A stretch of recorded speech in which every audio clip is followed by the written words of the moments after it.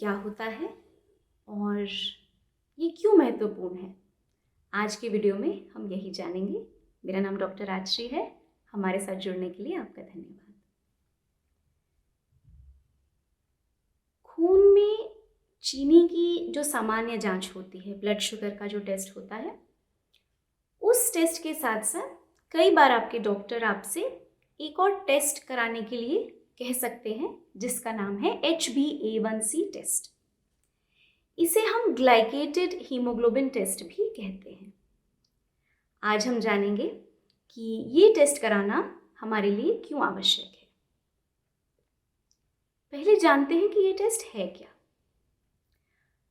हमारे रक्त में लाल रक्त की कोशिकाएं होती हैं, जिनमें एक लाल रंग का ही पदार्थ होता है जिसे हीमोग्लोबिन कहते हैं, और इसी वजह से हमारा रक्त लाल होता है। ये जो लाल रक्त की कोशिकाएं होती हैं और इनमें जो हीमोग्लोबिन होता है, इन कोशिकाओं की आयु करीब करीब रक्त में 120 दिन की होती है, और 120 दिन के बाद जो पुरानी कोशिकाएं हैं, हमारा शरीर उन कोशिकाओं को और उसमें जो हीमोग्लोबिन है उनको नष्ट करके नई कोशिकाओं का उत्पादन करता है। इन 120 दिनों में हीमोग्लोबिन का कुछ भाग हमारे रक्त में मौजूद चीनी से जुड़ जाता है। हीमोग्लोबिन का वो भाग जो चीनी से जुड़ा हुआ होता है, इसी को हम HbA1c या ग्लाइकेटेड हीमोग्लोबिन कहते हैं। और HbA1c टेस्ट में इस चीनी से जुड़े हुए हीमोग्लोबिन की मात्रा का हम टेस्ट करते हैं। ये टेस्ट इसलिए महत्वपूर्ण है क्योंकि पिछले 120 दिनों में आपके खून में शक्कर की मात्रा कितनी थी, उतना ही हीमोग्लोबिन का हिस्सा जो है वो चीनी से जुड़ जाता है। मतलब अगर आपकी शुगर पिछले 120 दिनों में सामान्य जितनी होनी चाहिए उतनी ही थी, तो करीब करीब आपके हीमोग्लोबिन का 4 से 5.5% जो भाग है वो चीनी से जुड़ा हुआ पाया जाता है।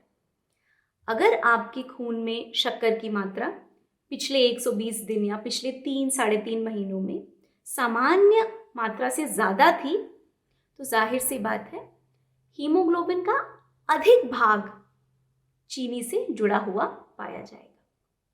इसलिए इस टेस्ट को करवाने से पिछले 3-3.5 महीनों में आपके खून में चीनी की औसत का अनुमान आपके डॉक्टर लगा सकते हैं। इसलिए मधुमेह या डायबिटीज़ का इलाज करते समय ये टेस्ट करवाना काफ़ी महत्वपूर्ण होता है। इस टेस्ट को कराने के लिए किसी खास तैयारी की आवश्यकता नहीं होती है। आपको खाली पेट रहने की कोई आवश्यकता नहीं है, ना ही नाश्ते के बाद कुछ समय का अंतर देने की आवश्यकता है। आप दिन में कभी भी ये टेस्ट कराने के लिए खून का नमूना दे सकते हैं। कोई भी दवाई को रोकने की भी आवश्यकता नहीं होती। एक महत्वपूर्ण बात का ध्यान रखना हमारे लिए आवश्यक है।